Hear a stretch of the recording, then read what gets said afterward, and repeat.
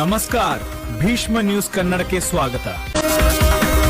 ಒಂದು ತಂದೆ ಮಗನ ಸಾವಿನ ವಿಚಾರವಾಗಿ 9 ಜನ ಪೊಲೀಸರನ್ನ ಗಲ್ಲು ಶಿಕ್ಷೆಗೆ ಗುರಿ ಮಾಡಿದೆ. ಭಾರತ ದೇಶದಲ್ಲಿ ನ್ಯಾಯ ಸತ್ತಿಲ್ಲ ಅನ್ನೋದನ್ನ ಇಲ್ಲಿ ಸಾಬೀತು ಮಾಡಿದೆ.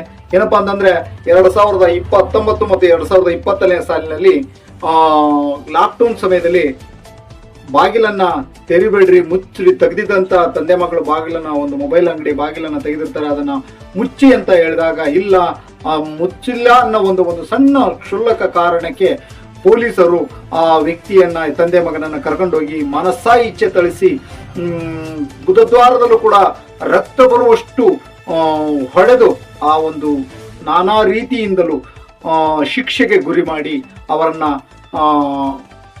ಕೊಲ್ಲಲಾಯಿತು. ಈ ಒಂದು ವಿಷಯವಾಗಿ ಆ ಸತ್ತಿರ್ತಕ್ಕಂಥ ತಂದೆ ಮಗನನ್ನ ತಂದೆ ಮಗನಾಗಿರ್ತಕ್ಕಂಥ ಬೈರೇಶ್ ಮತ್ತು ಫೈನಾಸ್ ಎಂಬ ಇಬ್ಬರು ವ್ಯಕ್ತಿಗಳೇನಿದ್ರು, ಆ ವ್ಯಕ್ತಿಗಳನ್ನ ದಾರುಣವಾಗಿ ಕೊಲೆ ಮಾಡಿದ್ರು ಪೊಲೀಸ್ ಇಲಾಖೆ. ಈ ಪೊಲೀಸ್ ಇಲಾಖೆ ಕೊಲೆ ಮಾಡಿದಂಥ ಪೊಲೀಸ್ ಇಲಾಖೆ ಆ ಒಂದು ಕೇಸನ್ನ ಆಕಸ್ಮಿಕ ಸಾವು ಎನ್ನುವ ರೀತಿಯಲ್ಲಿ ಆಸ್ಪತ್ರೆಯಲ್ಲಿ ಹಾಕಿದ್ರು. ಅದು CBI ತನಿಖೆ ಮಾಡಲು ವಹಿಸಿದಾಗ ಆ CBI ತನಿಖೆ ಸಂಪೂರ್ಣ ವಿವರವನ್ನ ಕಿತ್ತಿಟ್ಟು ಅಲ್ಲಿರ್ತಕ್ಕಂಥ ಒಬ್ಬ ಕಾನ್ಸ್ಟೇಬಲ್ ಮೇಡಮ್ ಅಲ್ಲಿರ್ತಕ್ಕಂಥ ಹೊಡೆದಿರ್ತಕ್ಕಂಥ ದಾಖಲಾತಿಗಳನ್ನೆಲ್ಲ ಕೊಟ್ಟರು. ಹಾಗೆ ಅಲ್ಲಿ ಹೊಡೆದಾಗ ಆ ವ್ಯಕ್ತಿಯ ರೂಲ್ ದಂಡೆಯಲ್ಲಿ ಇಟ್ಟಿರ್ತಕ್ಕಂಥ ರಕ್ತದ ಪರೀಕ್ಷೆಯನ್ನು ಮಾಡಿದಾಗ ಇದು ನಿಜವಾಗ್ಲೂ ಹಲ್ಲೆ ಮಾಡಿದ್ದಾರೆ ಎಂದು ತಿಳಿದು ಬಂತು. ಅನೇಕ ಈ ಒಂದು ವಿಚಾರವನ್ನು ನಾವು ನೋಡಿದಾಗ ಭಾರತ ದೇಶದಲ್ಲಿ ನ್ಯಾಯ ಸತ್ತಿಲ್ಲ, ನ್ಯಾಯಾಲಯದ ಮೇಲಿಟ್ಟಿರ್ತಕ್ಕಂಥ ನಂಬಿಕೆ ಭಾರತ ದೇಶದಲ್ಲಿ ಇನ್ನೂ ಜಾಗರೂಕತೆ ಆಗುವಂಥ ವಿಷಯ. ಯಾಕಂದ್ರೆ ಭಾರತ ದೇಶದಲ್ಲಿ ನಾವು ಇಟ್ಟಿರ್ತಕ್ಕಂಥ ಸಂವಿಧಾನದ ಹಕ್ಕನ್ನ, ಭಾರತ ದೇಶದ ನಾವು ಇಟ್ಟಿರ್ತಕ್ಕಂಥ ನ್ಯಾಯದ ಮೇಲೆ ಇಟ್ಟಿರ್ತಕ್ಕಂಥ ಒಂದು ನಂಬಿಕೆಯನ್ನ ಈ ಒಂದು ನ್ಯಾಯಾಲಯ, ಘನ ನ್ಯಾಯಾಲಯ ಏನಿತ್ತು, ಈ ಒಂದು ಘನ ನ್ಯಾಯಾಲಯ ಆ ಒಂದು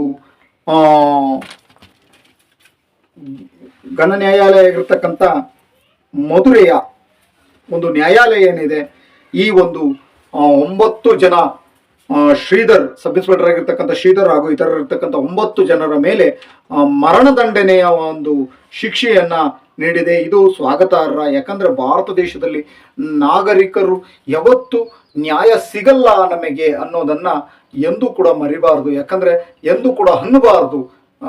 ಯಾಕಂದ್ರೆ ಭಾರತ ದೇಶದಲ್ಲಿ ನ್ಯಾಯ ಯಾವತ್ತು ಯಾರಿಗೂ ಇಲ್ಲ ಅನ್ನಲ್ಲ, ಎಲ್ಲರಿಗೂ ನ್ಯಾಯ ಸಿಗುತ್ತೆ ಅನ್ನೋದನ್ನ ಈ ಒಂದು ನ್ಯಾಯಾಲಯದ ಆದೇಶವನ್ನು ನೋಡಿದಾಗ ಪ್ರತಿಯೊಬ್ಬ ಪ್ರಜೆಯು, ಭಾರತೀಯ ನಾಗರಿಕ ನ್ಯಾಯಾಲಯದ ಆದೇಶವನ್ನ ನಾವು ಮನಗಾಣುವಂತಾಗಿದೆ. ಯಾಕಂದ್ರೆ 9 ಜನರನ್ನ ಗಲ್ಲು ಶಿಕ್ಷೆಯನ್ನ ವಿಧಿಸುವಂತ ಕೆಲಸವನ್ನ ಘನ ನ್ಯಾಯಾಲಯ ಮಾಡಿದೆ.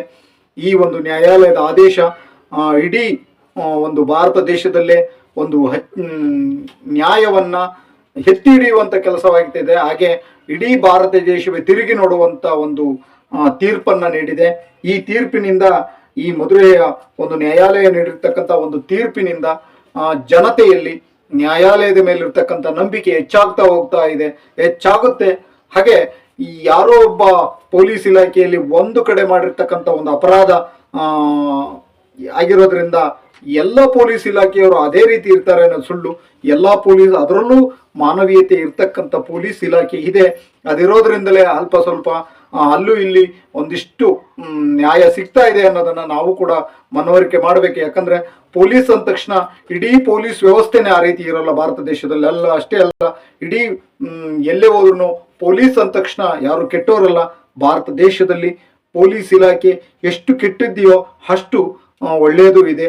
ಯಾರೋ ಒಬ್ರು ಮಾಡಿದ್ರು, ಅವರನ್ನ ನಂಬ್ಕೊಂಡು ಹಿಂಬಾಲಕರು ಕೂಡ ಮಾಡಿದಾಗ ನೋಡಿ, ಒಬ್ಬ ಅಧಿಕಾರಿ ತಪ್ಪು ಮಾಡಿದಾಗ ಸಹಜವಾಗಿ ಅಲ್ಲಿರ್ತಕ್ಕಂಥ ಇನ್ನುಳಿದ ವ್ಯಕ್ತಿಗಳು ಆ ತಪ್ಪನ್ನ ಮಾಡೇ ಮಾಡ್ತಾರೆ. ಯಾಕಂದ್ರೆ ಅಧಿಕಾರದಲ್ಲಿದ್ದಾಗ ಹೇಳಿದಾಗ ಅದನ್ನ ಮಾಡಬೇಕು. ಆಗ ನಾವು ಇನ್ನೊಂದು ವಿಷಯವನ್ನ ಇಲ್ಲಿ ಮನಗಾಣಬೇಕೇನಪ್ಪ ಅಂತಂದ್ರೆ, ಭಾರತ ದೇಶದಲ್ಲಿ ಒಂದು ವೇಳೆ ತಮ್ಮ ರಾಜ್ಯದಲ್ಲಿ ಅನ್ಯಾಯ ಇದ್ದಾಗ CBI ಅಂತ ಮೇಲ್ ಅಧಿಕಾರಿಗಳಿದ್ದಾರೆ, ಅವರು ಸಂಪೂರ್ಣವಾಗಿ ಪಾರದರ್ಶಕವಾಗಿ ನ್ಯಾಯವನ್ನು ಎತ್ತಿಡಿಯುವಂತ ಕೆಲಸವನ್ನ ಇಲ್ಲಿ ಮಾಡಿದ್ದಾರೆ.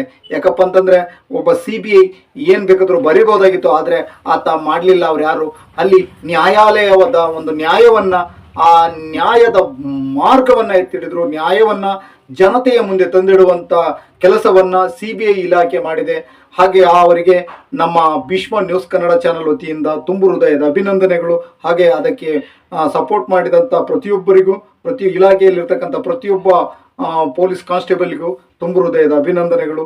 ಹಾಗೆ ಘನ ನ್ಯಾಯಾಲಯದ ಆದೇಶವನ್ನ ನಾವು ಸ್ವಾಗತಿಸ್ತಾ ಇದ್ದೇವೆ. ಯಾಕಂದ್ರೆ ವಿಶ್ವದಲ್ಲಿ ಭಾರತ ದೇಶದ ಸ್ವಾತಂತ್ರ್ಯ ಪೂರ್ವದಿಂದಲೂ ನ್ಯಾಯ, ನಮಗೆ ಭಾರತ ದೇಶದಲ್ಲಿ ನ್ಯಾಯ ಇದೆ. ಯಾವತ್ತು